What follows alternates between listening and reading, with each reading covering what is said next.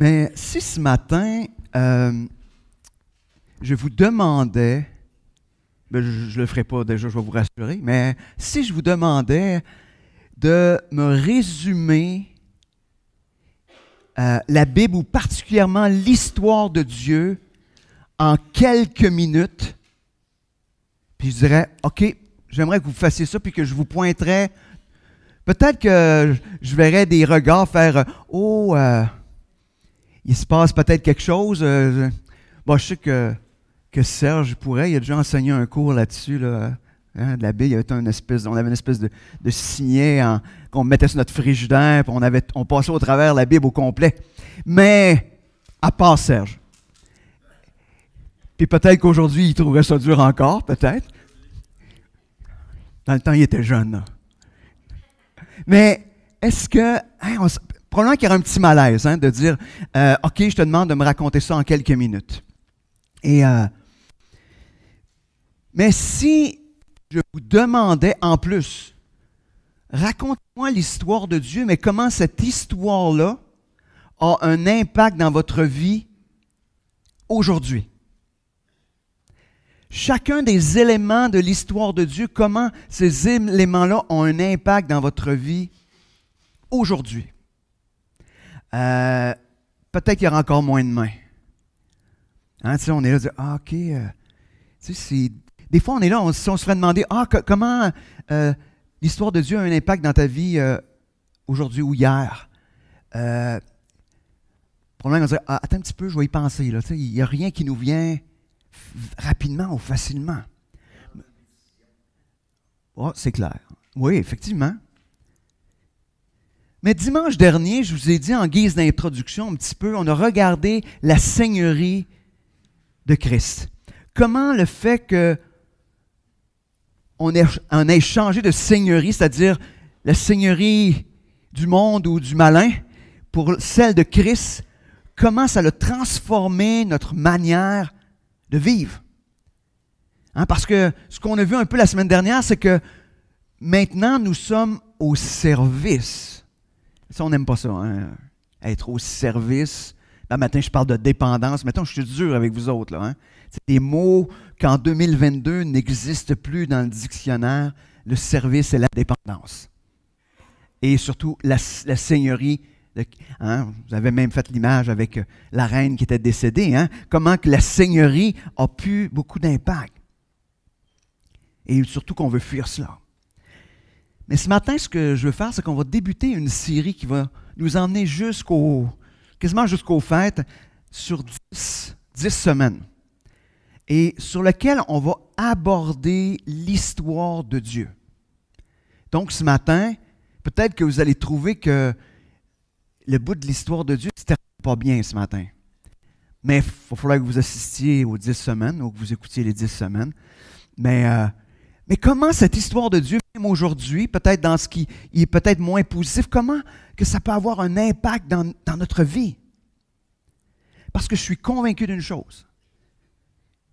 Plus qu'on connaît l'histoire de Dieu, plus qu'on l'applique dans nos vies, plus que ça commence à avoir un impact dans nos vies, plus que nos vies sont transformées, plus que nos vies ressemblent à celles de Christ, plus que cet évangile devient vrai. Au quotidien, dans toutes les situations. Je ne sais pas si vous êtes comme moi, mais moi, je fais partie de ceux qui rêvent à toujours plus de Christ. Toujours plus du Seigneur dans ma vie. J'aimerais ça que ça soit encore plus semblable. Et ça crée des tourments incroyables. Parce qu'on est là, puis on se compare à ce qu'on rêverait. On aimerait, ce qu'on soupire après, puis là on voit nos propres vies, puis on dit, il me semble que j'ai encore pas mal de chemin à faire. Mais plus qu'on va connaître l'histoire de Dieu, plus Dieu va venir prendre soin de ce désir-là qu'on a d'être de plus en plus semblable à lui. Et je crois qu'on a besoin de laisser de côté notre histoire pour se concentrer sur l'histoire de Dieu. C'est pour ça que je veux qu'on passe du temps à regarder l'histoire de Dieu. Parce que finalement, c'est la seule histoire qui est importante. J'écoutais quelque chose cette semaine, puis ça m'a un peu... ça m'a questionné. C'est...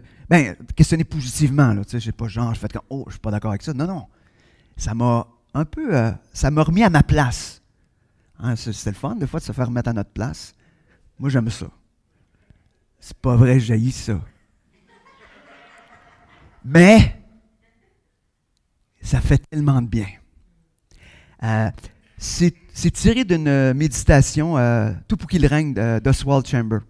C'est une série de méditations sur un an qu'on peut, même on peut l'avoir comme application sur notre téléphone si vous voulez.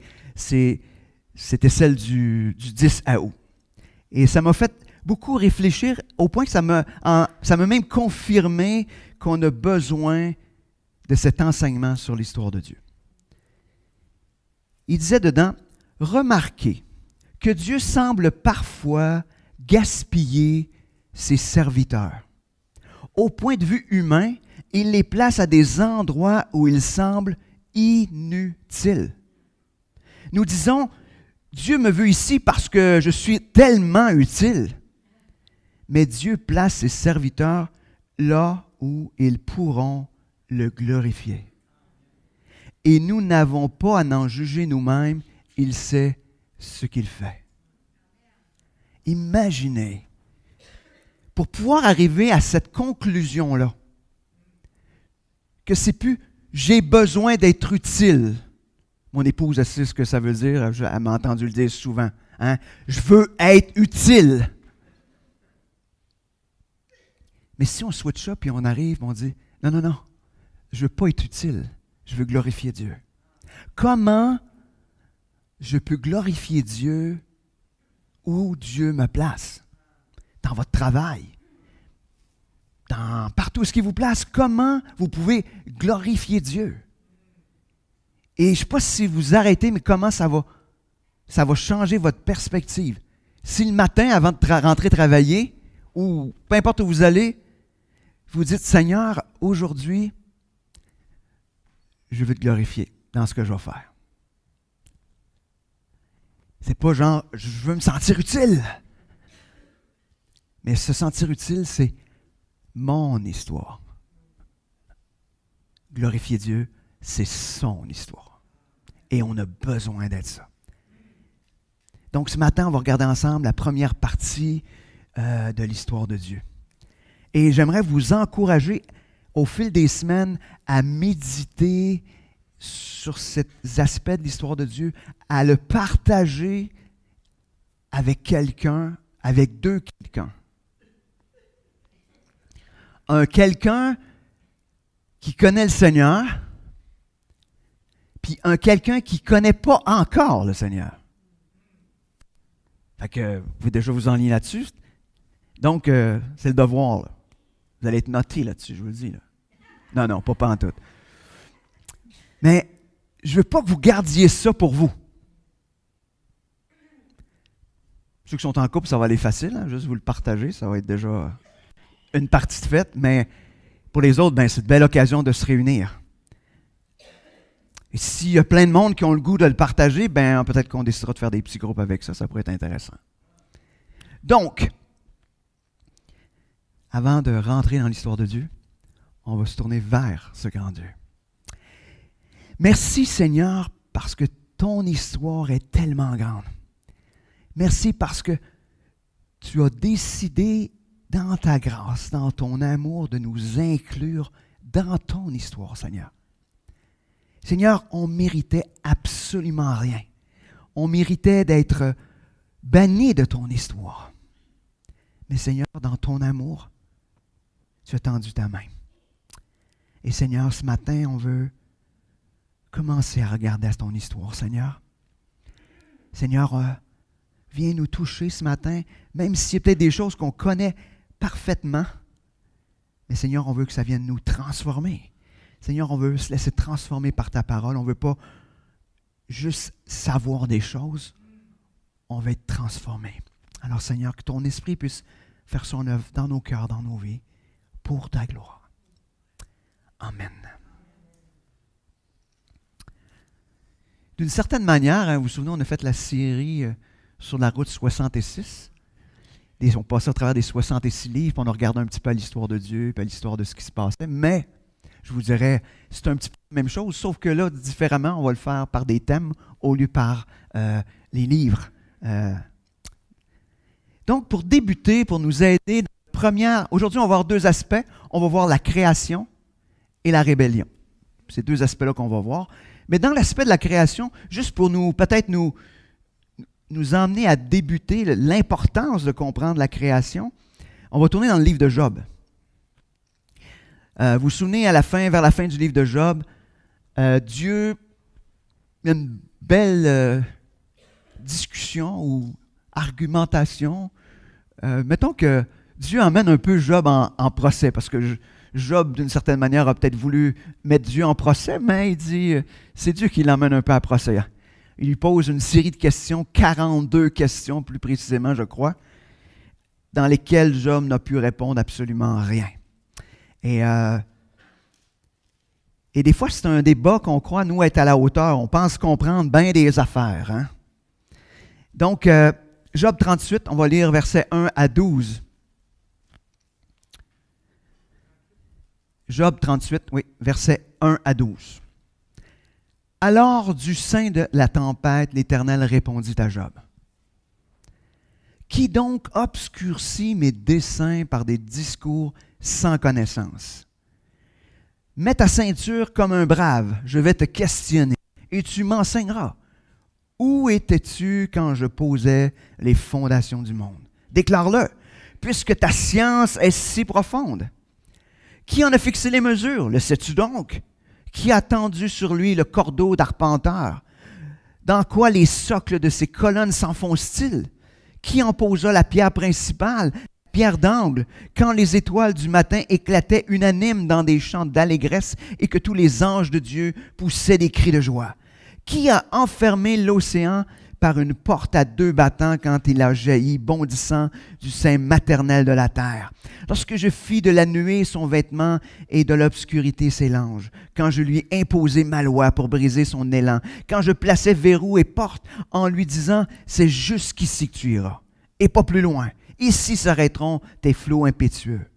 As-tu un seul jour de ta vie commandé au matin et assigné sa place à l'aube? » On aurait pu continuer, vous ferez plaisir, vous continuerez.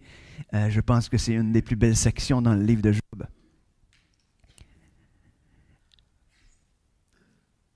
Cette discussion je ne sais pas si on peut appeler ça une discussion, mais une déclaration que Dieu fait à Job, où il est en train vraiment de dire, « Hey, qui est Dieu? Qui es-tu pour penser que tu comprends toute la raison du pourquoi, du comment? » Mais ça me rappelle qu'on a besoin de comprendre la grandeur de Dieu. Qu'on a besoin de comprendre et de s'arrêter au fait qu'il est effectivement ce Dieu créateur qui a mis des limites à toute chose. Imaginez affaire à ce Dieu-là. Et dans sa grâce, il nous donne un libre accès à lui. Wow! Wow! Plus qu'on découvre, plus qu'on s'arrête à sa grandeur, plus qu'on découvre une chose importante, qu'on a besoin de lui. Qu'on a besoin de lui. Hein? Je reviens à ce qu'on avait dit la semaine dernière, hein? Qu'on a besoin que Dieu soit le Seigneur de notre vie et rien d'autre que lui. Maintenant, on va tourner dans cet aspect de l'œuvre créatrice de Dieu. On va tourner dans la Genèse. Premier livre, premier chapitre, les premiers versets. On va lire les 5 premiers versets. Est-ce qu'on pourrait lire Genèse 1, 2? Bon, on arrête, mais ce matin, vous le ferez chez vous. Si vous ne l'avez jamais fait.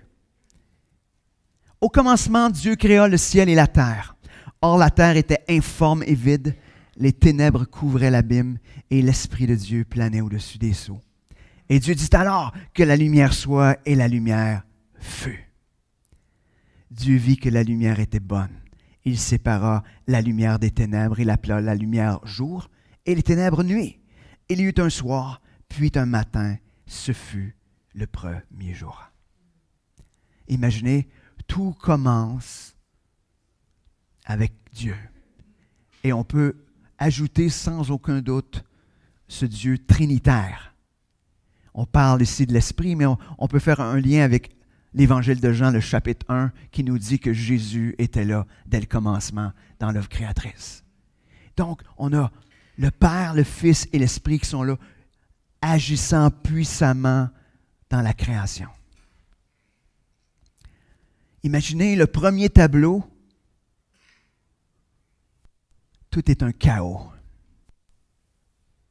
Et Dieu vient mettre la lumière dans ce chaos-là. Imaginez. Je ne sais pas si vous arrêtez à cela, mais comment ça vient transformer juste notre manière de voir toute chose, mais comment de réaliser que Dieu, dans un chaos, qui n'a rien à voir avec le chaos dans nos vies, là, c'est un chaos total. Hein, il disait que c'était l'abîme. C'était informe, vide. Imaginez. Dieu parle et les choses se transforment. Instantanément. Dieu crée. Est-ce que ça change quelque chose pour toi ce matin que Dieu soit ce Dieu créateur? Je ne lirai pas toute la suite, mais on a le jour 2 où Dieu sépare les océans du ciel. Donc les eaux dans le ciel puis les eaux sur terre. Ça, c'est des versets 6 à 8. Le jour 3, il rassemble les eaux de la terre, et les eaux puis la terre apparaît. Il y a de la verdure, les arbres qui poussent, les plantes commencent à pousser. Versets 9 à 13. Jour 4, le soleil, la lune, les étoiles dans le ciel. Il semblerait que les dames qui étaient au camp ont vu la Voie lactée. Ici, mettons, voir la Voie lactée, il faut être décidé, hein, parce qu'il y a trop de, on appelle ça, de luminosité. Mais, wow! Jour 5, les poissons, les oiseaux, des versets 20 à 23. Jour 6, on voit création des animaux, les reptiles, les insectes, des versets 24 à 25. C'est intéressant, à chaque fois, tout cela était bon aux yeux de Dieu. Dieu regarde ce qu'il a fait et c'est bon. C'est le seul qui peut, hein? Dieu n'est pas en train de se vanter, là. On fait juste voir le résultat, on peut dire que c'était bon. Puis en plus, nous, on a accès à ce qui est un petit peu, un peu altéré, mettons. Tout était bon, tout était parfait. Puis, je ne sais pas si vous avez déjà arrêté à ça, mais notre société actuelle aspire à ça. Exactement cela.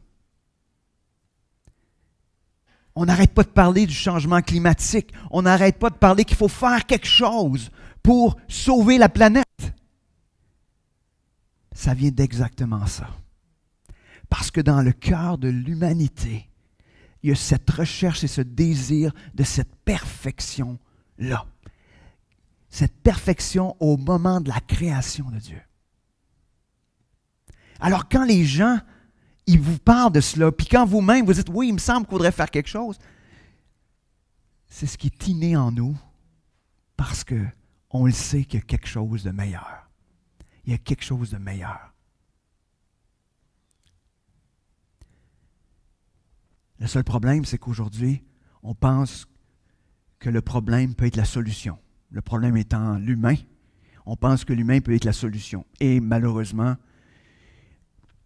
il semblerait qu'un problème peut juste être plus un problème. Il ne peut pas être moins un problème. Il me semble que c'est ça. Quel est le regard que nous, on porte sur la création de Dieu? Est-ce que c'est bon?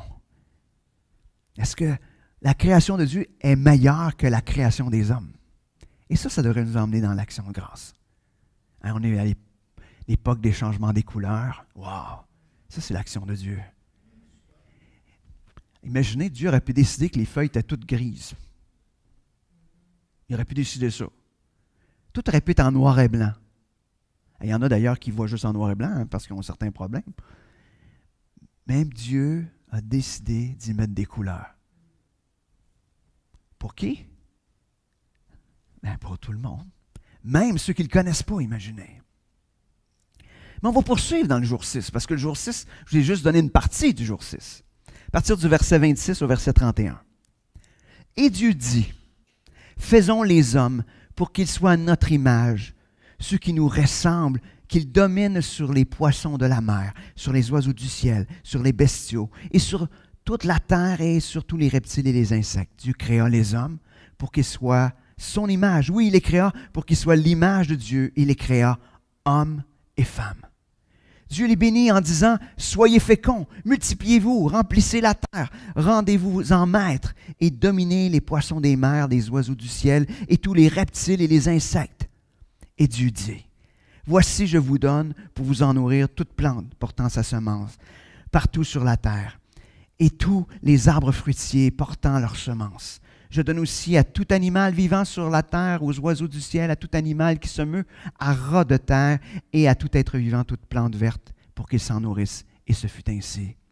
Dieu considéra tout ce qu'ils avaient créé et trouva cela très bon. Il y eut un soir, puis un matin, ce fut le sixième jour. Imaginez, suite à la création de l'homme et de la femme, Dieu trouva cela très bon. Regardez-vous, là. Dieu trouva cela très bon. On a besoin de s'en souvenir, hein? Dieu a trouvé ça très bon.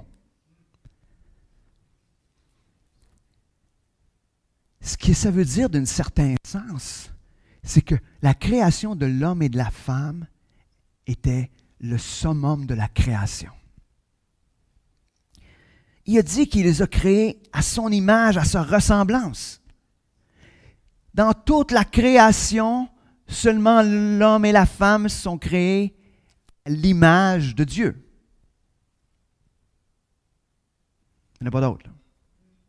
Je veux juste qu'on remette les choses en perspective. Hein? Dans une société où aujourd'hui, tout est pas mal égal, hein, des fois. Hein?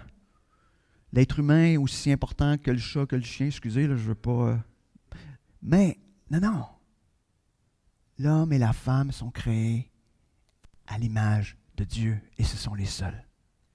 C'est les seuls où Dieu s'est comme impliqué d'une manière encore plus pointue. Hein? On sait qu'il a façonné l'homme à partir de l'argile et la femme à partir de la côte de l'homme, mais c'est lui qui a insufflé la vie. On ne voit pas ça avec les animaux. On ne voit pas ça avec rien d'autre. Mais là, on voit d'une manière un investissement encore plus précis ou pointu de la part de Dieu. Ça implique quoi être créé à l'image de Dieu, à sa ressemblance? Ça implique en partie, parce que le texte nous le dit en plus, qu'il nous revêt de son autorité aussi. D'ailleurs, il a dit, occupez-vous de tout ça. Soyez les gérants de la création. Ça nous donne aussi de la valeur. Vous êtes créés par Dieu. Ça vous donne une valeur, vous ne trouvez pas? Moi, je trouve en tout cas, je trouve qu'on vient d'upgrader, là. On fait partie de, selon Dieu, du summum de la création. Des fois, on a de la misère, là. Mais c'est une réalité. C'est une réalité. Là, je vais lancer une patente qu'il ne faudrait pas que je dise, mais je vais le dire pareil. Dieu nous a créés aussi d'être créés à l'image de Dieu. Dieu était trinitaire, donc en trois personnes, mais ce qu'il vient rajouter, c'est qu'il nous a créés avec un genre. Il nous a créés hommes et femmes. Il nous a créés hommes et femmes. C'est ce que Dieu a fait. D'être créé à l'image de Dieu, c'est de créer hommes et femmes. Il nous a créé aussi, si on est à son image, ça veut dire qu'on a une identité. C'est-à-dire qu'on a une pensée, une volonté, des émotions. Il nous a créé aussi avec une moralité. Ça va peut-être nous causer problème, mais donc, cette capacité de voir ce qui peut être bien, de ce qui peut être mal. Une certaine capacité, ça dépend d'où qu'on le dépend, mais il y a cette capacité de faire ce choix-là. Il nous a créés aussi avec cette même créativité. Dieu, c'est un créateur, donc il nous crée créatifs. Il y en a qui sont plus créatifs que d'autres. Hein? On a des peintres ici, là, on a des créatifs, mais on est tous créateurs, on a toute cette capacité de créer quelque chose. Nous, ça ne sera pas à partir de rien, mais Dieu, oui. Il nous a aussi donné cette capacité d'aimer. D'aimer et à la fois d'être aimé.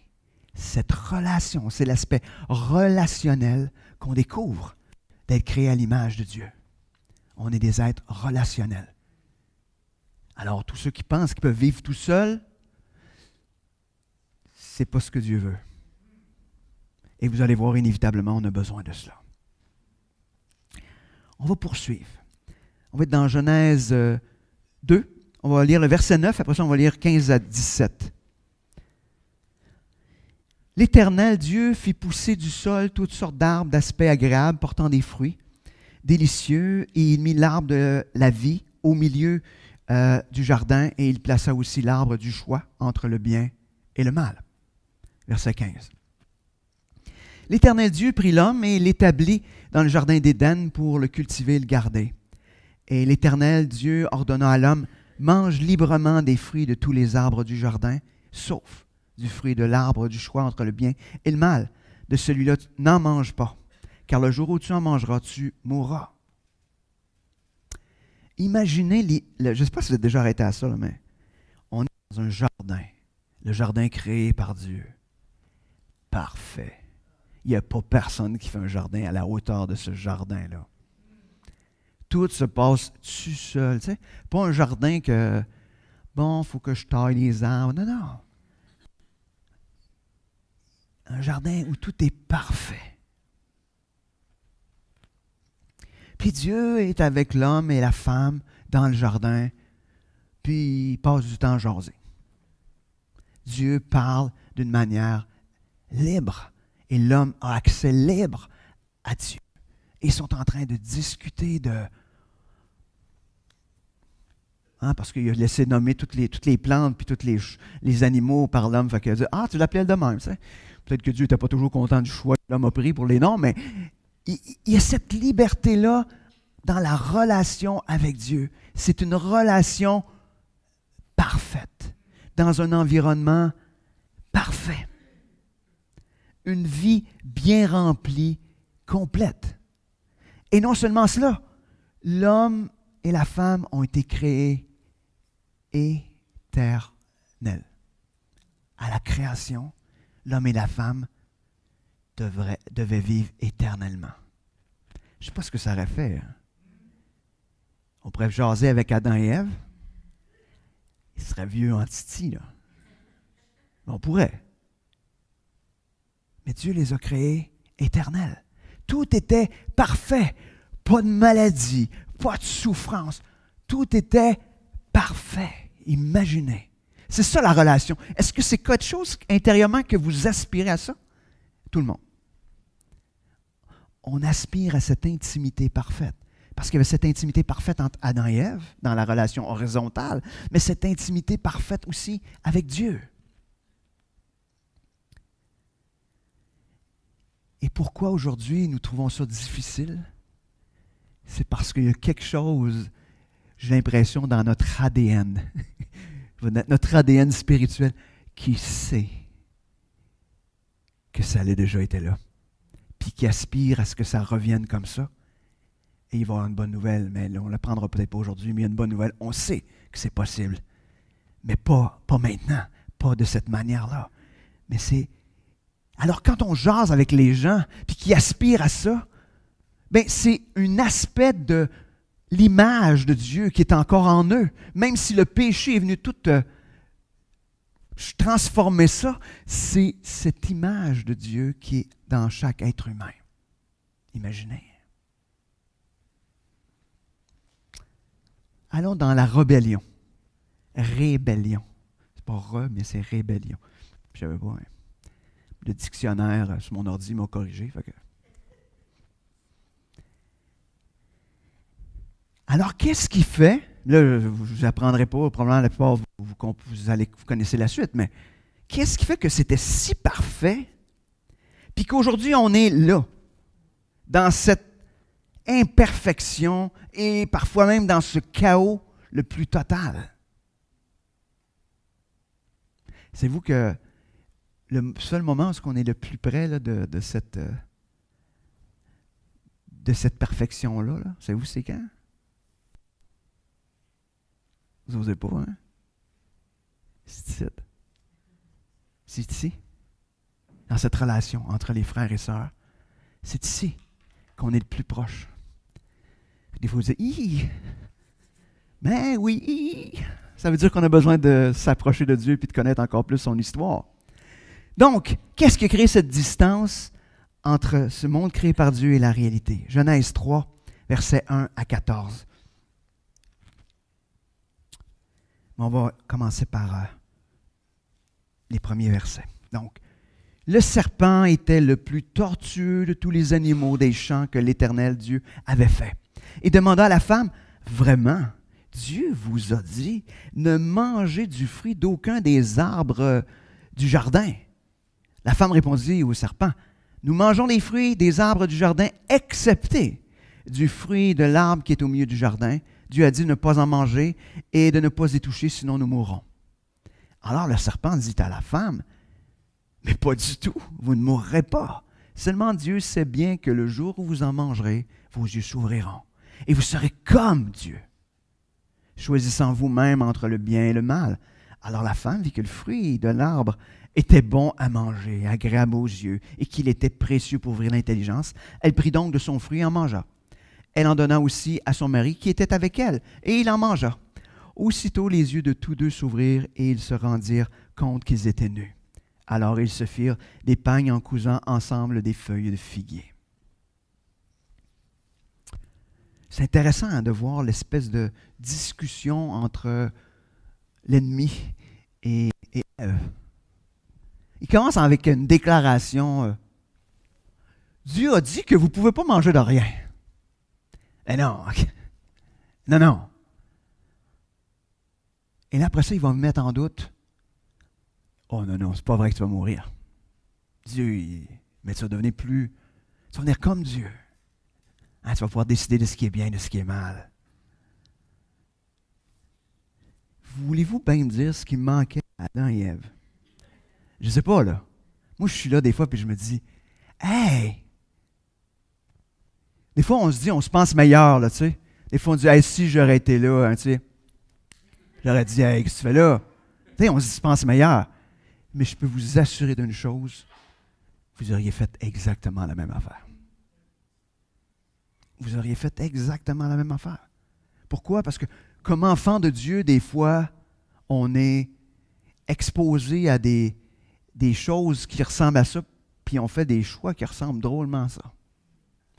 On va dire, oui, mais c'est parce que le péché est entré. Oui, mais vous avez le Saint-Esprit qui agit en vous. Vous savez? Mais, donc, Adam et Ève ont choisi d'écouter un mensonge au lieu d'obéir à Dieu. Il me semble que la relation était établie avec Dieu pour croire que ce qu'il disait, puis il prenait soin d'eux autres d'une manière parfaite. Tu sais. Il me semble que tout était en place pour que tout soit parfait, soit bien. Mais ils ont cru par la déclaration du diable qu'ils étaient capables, eux autres aussi, de choisir mieux que Dieu entre ce qui était bien et ce qui était mal. Parce que la question, ce n'est pas juste de choisir entre ce qui est bien et ce qui est mal. C'est pourquoi vouloir cette capacité-là, sinon si tu penses que tu peux l'exercer meilleur que d'autres. Vous ne pensez pas? Si Dieu fait la job et il a fait si bien que ça, pourquoi j'ai besoin de le faire? Mais ils ont cru qu'ils étaient capables de choisir à la place de Dieu. Immédiatement, leurs yeux se sont ouverts à une autre réalité qui était alors inconnue. Qu'est-ce que ça voulait dire vivre en dehors de la protection de Dieu? C'était immédiat. C'est intéressant, hein? Deux émotions qui n'existaient pas, des émotions nouvelles, mais qui teintent aujourd'hui l'humanité. La honte et la peur. La honte et la peur. Y en a-t-il ici qui connaissent ça, la honte et la peur comme émotion? Oui. Mais c'est les deux émotions qui sont entrées lors de la chute ou lors de la rébellion. Ils ont eu honte, alors qu'est-ce qu'ils ont fait? Ils se sont fait une jupette de feuilles. Je voyais une petite joke aujourd'hui. C'était Ève qui disait « Ah, c'est le fun, voici les modèles d'automne qui sont sortis. » Fait que là, il y avait des feuilles de toutes sortes de couleurs. Tu sais. Mais c'était pas drôle. Je me suis dit, c'est pire quand ça va tomber l'hiver. Mais heureusement, il n'était pas ici. Heureusement, il n'était pas ici. Donc, qu'est-ce qui s'est passé? C'est qu'ils ont eu honte, alors ils se sont cachés. Et ils ont eu peur, bien, ils sont aussi cachés. Ils se sont cachés de Dieu. Imaginez, Dieu est... on va voir la suite, là, mais... Donc, deux émotions... Comme si, en se cachant puis en mettant des feuilles, il venait de régler tout le problème. Ben non, Dieu ne sera pas au courant. Hein? Imaginez. Dieu ne sera pas au courant. Vous ne trouvez pas que ça nous ressemble des fois? On pense qu'on peut se cacher. Qu'on peut cacher notre honte, cacher notre peur, en couvrant ça de toutes sortes d'artifices, en donnant l'image que tout est beau, que tout est parfait. Et ils avaient besoin d'une bien meilleure solution. J'ai presque le goût de vous raconter la suite de l'histoire, mais je ne veux pas trop, je ne veux pas brûler le punch au cas où vous ne le sauriez pas. On va continuer le texte à partir du verset 8. Au moment de la brise du soir, ils entendirent l'Éternel Dieu parcourant le jardin. Alors l'homme et sa femme se cachèrent de l'Éternel Dieu parmi les arbres du jardin. Mais l'Éternel Dieu appela l'homme et lui demanda, « Où es-tu? » Celui-ci répondit, probablement caché en arrière de son arbre, hein? « Je t'ai entendu dans le jardin et j'ai eu peur, car je suis nu. Alors je me suis caché. » Dieu dit, « Qui t'a appris que tu étais nu? Aurais-tu mangé du fruit de l'arbre dont je t'avais défendu de manger? » Adam répondit, « C'est la femme que tu as placée auprès de moi, qui m'a donné du fruit de cet arbre et j'en ai mangé. » L'Éternel Dieu dit à la femme, « Pourquoi tu fais cela? » « C'est le serpent qui m'a trompé, répondit la femme, et j'en ai mangé. » Alors l'Éternel Dieu dit au serpent, « Puisque tu as fait cela, te voilà maudit parmi tout le bétail et les animaux sauvages. Tu te traîneras sur le ventre et tu mangeras de la poussière tout au long de ta vie. Je susciterai l'hostilité entre toi-même et la femme, entre ta descendance et sa descendance. Celle-ci t'écrasera la tête et toi tu lui écraseras le talon. » Et ça, c'était une belle image qui nous annonçait le plan futur de Dieu, la venue de Christ. Dieu est là et il est attristé de leur désobéissance. Et Dieu est face à un dilemme. C'est quoi son dilemme? Son amour, puis sa justice. Son amour et sa justice. Qu'est-ce qu'il doit faire? Est-ce qu'il doit agir par amour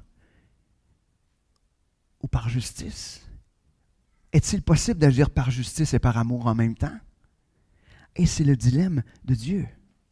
Parce que sa justice demande une conséquence pour cette rébellion. Vous voyez, je ne vais pas trop sur le débat entre qui a commis le péché en premier, c'est Ève ou Adam. De toute façon, quand on lit le texte, Adam il était à côté. Fait que, encore un gars qui se ferme la boîte et qui ne prend pas ses responsabilités. Imaginez, c'est vieux longtemps, hein, ça date, hein? Excusez messieurs, mais moi je peux le dire. Moi, je peux me permettre de le dire. Mais il était là. Fait que on ne se débattra pas de qui était en premier, là. Il était là. Et en plus, lui, il l'avait entendu de la part de Dieu directement, parce que il aurait pu dire, non, non. Eh non, il n'a rien dit. Il n'a rien dit. Alors, la justice demande une conséquence, et cette conséquence, ça va être que Adam et Ève vont être chassés hors du jardin. Ça va nous parler, la femme avec la douleur de l'enfantement, et aussi le travail dur à la sueur de leur front. Ils vont être désormais en dehors de la relation privilégiée qu'ils avaient avec Dieu. Loin de sa protection, loin de ses soins. Ils seront maintenant exposés à la maladie, à la souffrance et à la mort. Ils devaient vivre éternellement. Maintenant, c'est fini. Il n'y aura plus de cette éternité-là sur terre. Puis non seulement eux autres, mais toute la création au complet va être exposée aux conséquences de cette désobéissance-là. Et voici le résultat qu'on a aujourd'hui. Quand on est là, on dit « Oh, la pollution, tout se détruit. » Ouais. Voici les conséquences d'avoir choisi de « Moi, comme être humain, je sais ce qui est bon de ce qui n'est pas bon. » Imaginez. Mais en même temps, je vous parlais du dilemme, mais Dieu, dans son amour, va continuer à prendre soin d'eux. Il va les revêtir de la peau d'un animal, le sang qui va être versé pour la première fois, afin qu'ils ne vivent plus dans la honte. Imaginez. Dieu a pourvu un moyen pour les protéger de cette honte-là. Mais l'histoire ne se termine pas là. Mais nous verrons la suite, la semaine prochaine. Oui. Mais ce matin, je veux juste qu'on retienne certaines choses. On a vu la grandeur de Dieu dans son œuvre créatrice. On a vu comment il aimait les hommes pour les créer à son image, à sa ressemblance. Est-ce que Dieu avait besoin de nous? Est-ce que Dieu s'ennuyait dans son ciel et dit « Bon, on fait des humains, ça va faire quelque chose à m'occuper? » Non. C'est seulement son amour par lequel il nous a créés. Il nous a créés pourquoi? Il disait, je veux partager cette joie qu'on a de pouvoir être en relation, que ce qu'ils vivaient eux autres dans cette relation trinitaire. Il dit, hey, il faut qu'il y ait d'autres êtres qui puissent expérimenter cela, juste par amour. Il nous a créés pour être dans une relation parfaite avec lui, sans crainte, sans honte, sous sa protection toute puissante, mais aussi pour cette relation parfaite entre les êtres humains.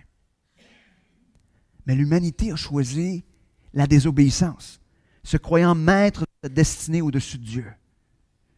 Je suis capable de décider ce qui est bien ou ce qui est mal. Mais on voit que les conséquences ont été désastreuses. Séparés d'avec Dieu, la honte, la peur, dépérissement de la vie, de la planète, la mort. Dépérissement, on pourrait dire, des relations qu'on va voir la semaine prochaine. Si ce matin, on comprend bien l'histoire, ou le début de l'histoire de Dieu, nous devons réaliser notre incapacité et en même temps notre besoin urgent d'un héros qui vient nous sauver, afin d'être libérés des conséquences du péché. Qu'est-ce que ça change pour vous autres ce matin? Un grand Dieu, puis cette distance qui s'est installée, puis notre cœur qui soupire après cette relation rétablie entre... Mais nous ne pouvons pas être la solution. Nous avons besoin d'un héros beaucoup plus grand. Puis pour la plupart, vous connaissez la suite de l'histoire. Mais est-ce qu'on réalise cela? Donc, n'oubliez pas de raconter l'histoire, le début de l'histoire, 2 personnes, mais surtout qu'on peut se tourner vers ce grand Dieu, créateur, qui peut agir dans votre quotidien. Prions. Seigneur Dieu, on te remercie. On te remercie pour ce début de l'histoire, Seigneur, de réaliser que tu es ce Dieu créateur et qu'on peut te faire confiance. Parce que tu es le Tout-Puissant. Seigneur, on peut juste aussi te remercier pour l'amour incompréhensible que tu as eu envers nous et que tu as encore envers nous. Oh oui, Seigneur, on soupire après ce retour de cette relation toute parfaite. On sait qu'un jour, dans ta gloire, on va tout rétablir, on va vivre ça à nouveau. Mais Seigneur, fais-nous réaliser ce matin notre besoin, même si on te connaît, ce besoin que tu sois le héros. Le héros. Merci Seigneur pour ce que tu es. Amen.